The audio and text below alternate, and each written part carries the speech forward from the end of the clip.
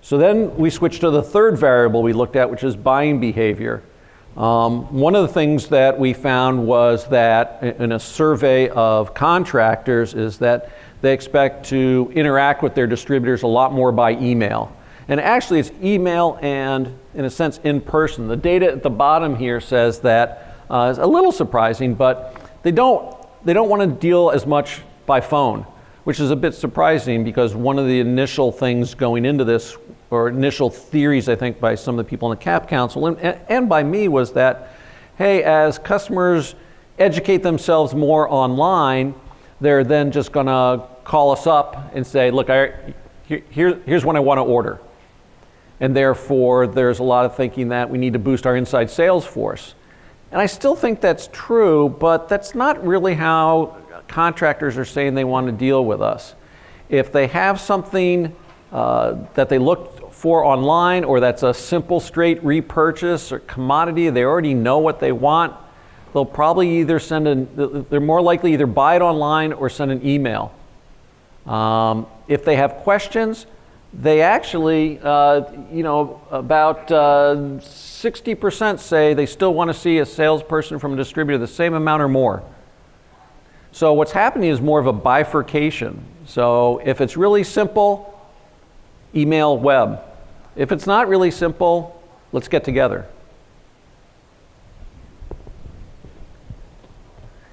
Then we looked at, well, what about e-commerce? Now, this is actually from an older study we did for NAED about a year and a half ago or so, and we saw that e-commerce was going, we looked in the past, it was about, in 2013 was 8%. By the end of this year, again, this is about a year and a half old or 2 years old, we said that e-commerce would be about 15% of contractor purchases from electrical distributors.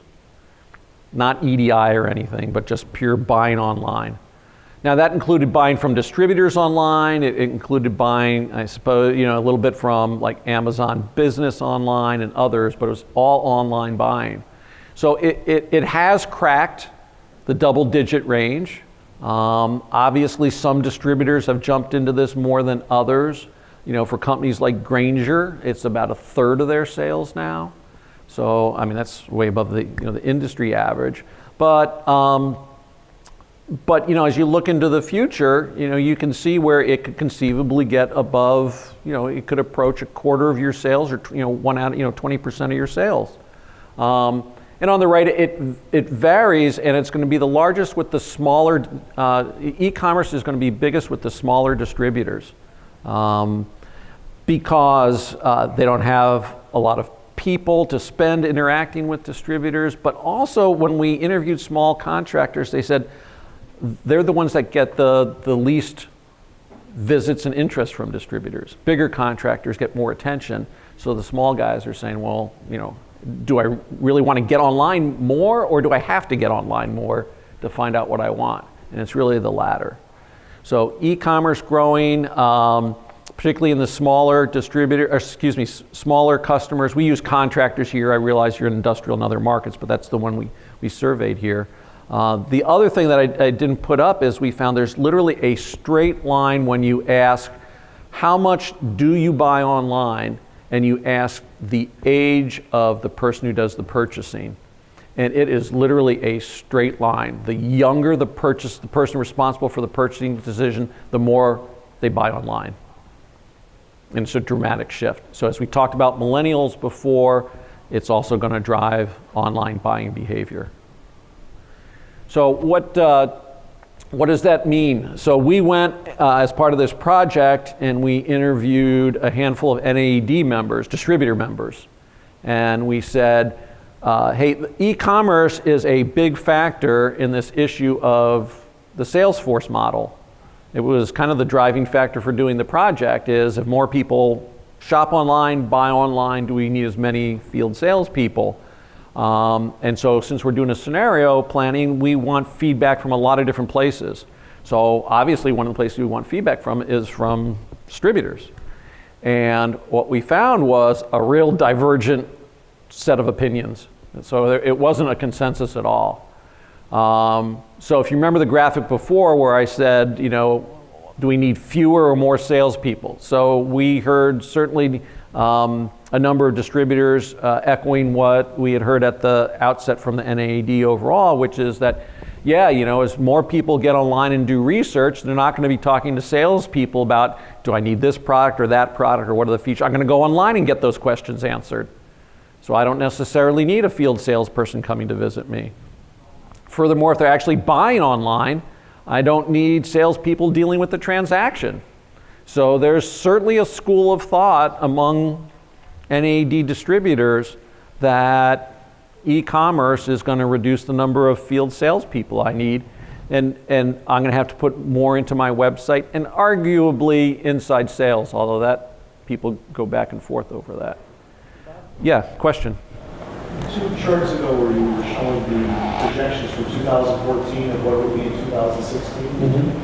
Do you know if those projections are accurate? Did it grow at that rate or more or less? Yeah, so we didn't do the same level of survey, but yes, we did some spot surveys, and it looks like it was pretty close on. So quickly, just a couple of points. Does how much, if you have a website, what percentage of your business, actual transacting business, is coming through your website? How many people would say it's 10% or less of your business? How many people? 10% or less? A few. 10 to 20% of your business? More than 20% of your business? Wait, did I miss something here?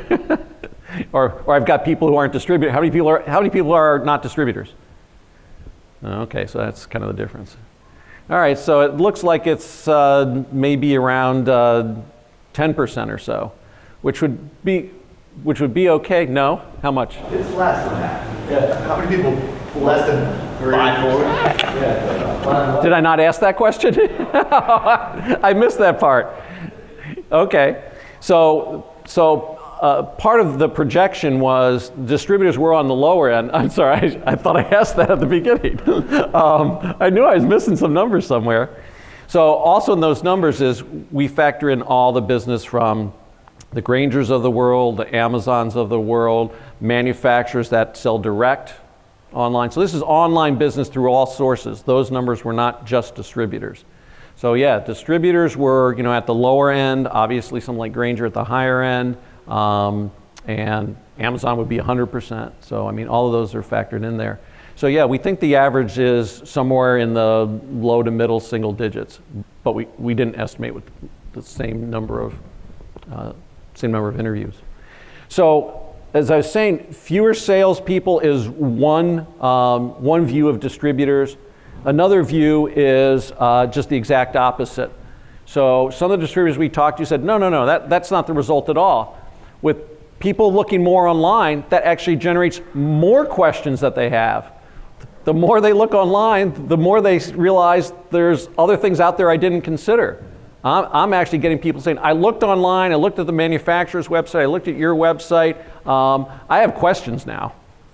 And they said, now that they're even buying online, some distributors pushed back and said, well, yeah, because they're buying online and my salespeople aren't involved in the transaction, I'm pushing my salespeople to go out there and say, hey, these guys are buying online, they're buying stuff from us, and we don't know what's going on. You've got to get out there, which is particularly related to the third bullet, which is we've got to manage these accounts. We can't just, if they're buying online, they could go somewhere else tomorrow. You really need to get out there and say, what are you doing? So there's a real split among distributors in terms of whether all the e-commerce is arguing for a smaller sales force, or is arguing for a more aggressive, if not bigger, sales force. And we heard the same divergence in terms of skills and mix.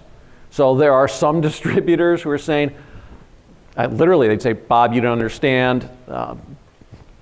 Electrical contracting, electrical distribution works slowly. Yes, these are factors, but it's going to be over a long period of time. We heard the same thing about Home Depot and Lowe's and all retail, and yeah, they took some business, but we're dealing with bigger customers and they're not going to go there, and yeah, they took some share, but it didn't really impact my sales organization.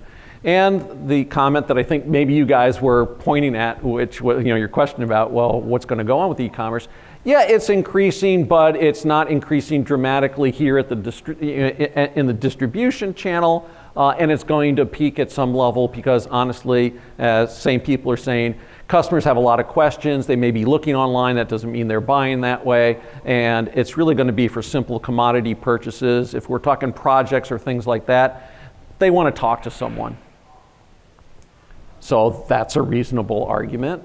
And yet at the same time, you've got people saying, yeah, you know what, I can't, back to the GenX gap. I'm having some troubles either replacing salespeople, finding capable salespeople, retaining salespeople. Customers are seeing that transition. They are going more online. I'm trying to switch into inside sales.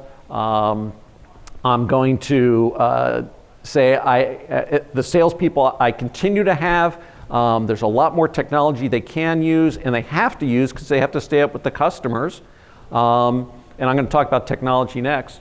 And lastly, we're being asked to sell more complex products and solutions.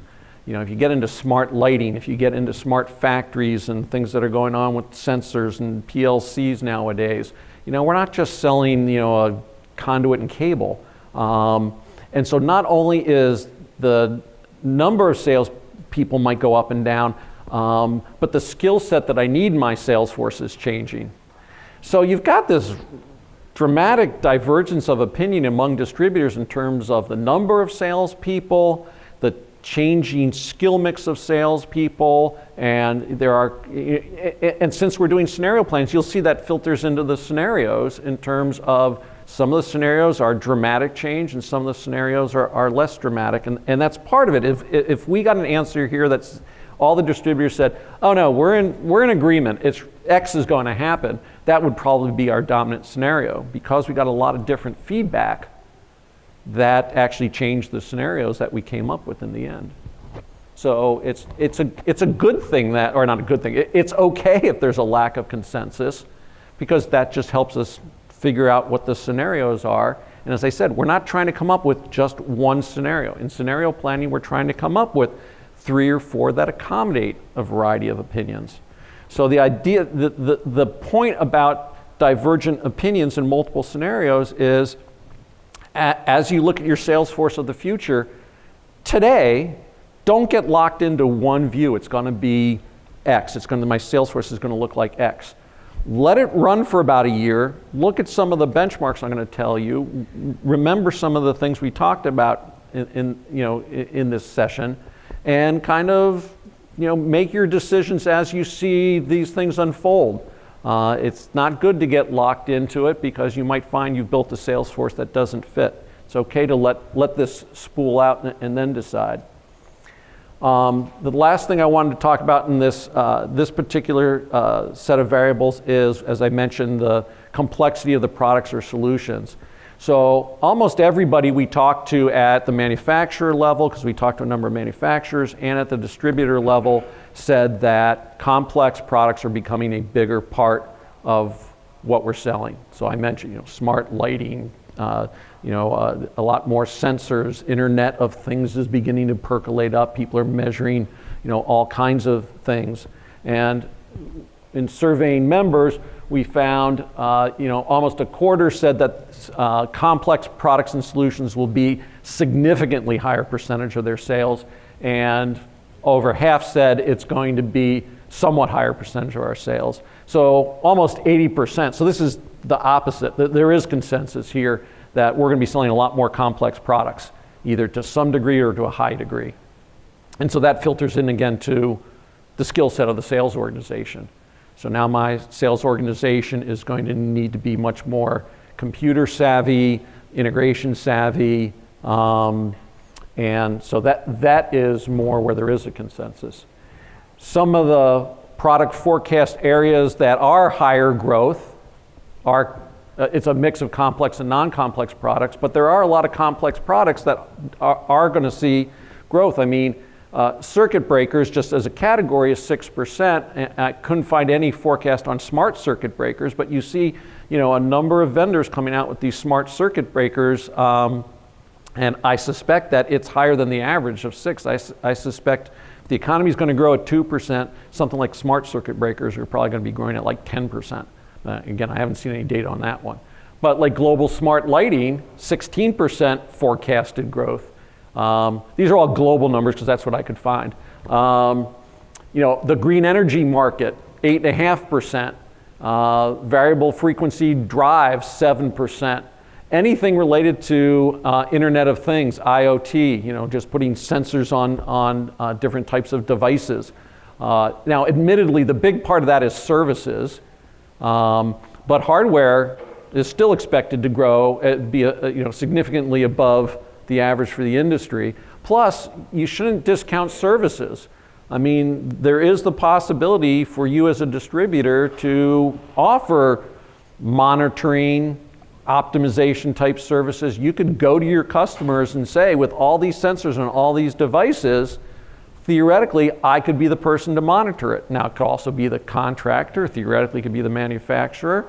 So, I mean, that's a whole nother session maybe somewhere tomorrow. I don't know if anybody's looking at that, but what's the role of distributors in offering services beyond just kind of kitting or something like that, but I mean higher value-added services or professional services in terms of consulting or monitoring or optimization, integration, those sorts of things. So there's a lot of these areas. So there is a fairly good consensus that when we look at the sales force of the future, they're going to be dealing with a lot more complex products.